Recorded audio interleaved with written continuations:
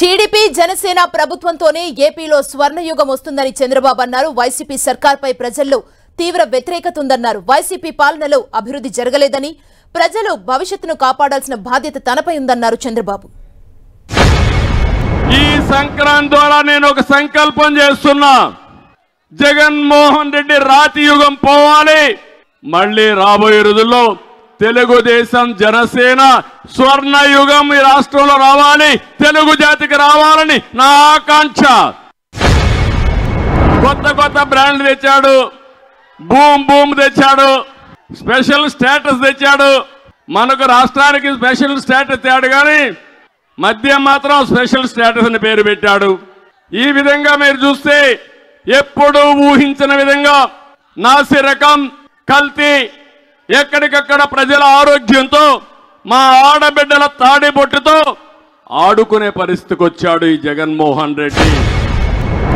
కౌలు రైతు దెబ్బతిన్నాడు. వరి ధాన్యం పండించే రైతుకు గిట్టుబాటు ధర రావడం లేదు.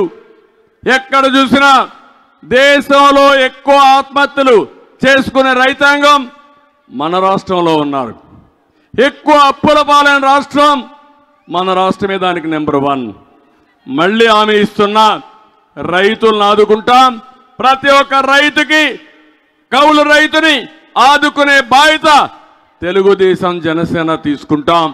మేము మీ ముందుకు దానికోసం వస్తాం, న్యాయం చేపిస్తామని చెప్పి నేను మీకు తెలియజేస్తున్నా. ఒకటి కాదు, అతను ఏది చెప్పినా రివర్స్ గేర్లోనే ఉంటాడు. చెప్పేది ఒకటి, చేసేది ఒకటి. వేరే వాళ్ళ పైన నేరం వేస్తాడు, ఈయన ఆ నేరం ఈయనే చేస్తాడు. అదే మీరు చూశారు, బాబాయిని చంపి ఆ నేరం మనమే చేశాడు.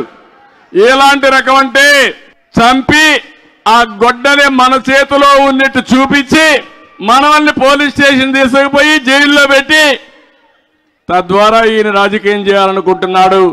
జగన్ నీ పని అయిపోయింది, నిన్ను అర్థం చేసుకున్నారు.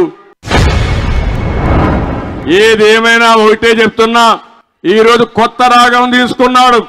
ఆ రాగం ఏంటంటే ఈయన మీద అందరిలో వ్యతిరేకత వచ్చింది. మాకు ఈ ముఖ్యమంత్రి వద్దని, జగన్ని మార్చాలని ప్రజలు నిర్ణయించుకున్నారు. అవునా కాదా అని మిమ్మల్ని అడుగుతున్నా. ఏపీ ఎయిడ్స్ జగన్ రాష్ట్రం అతను అసహించుకుంటా ఉంది.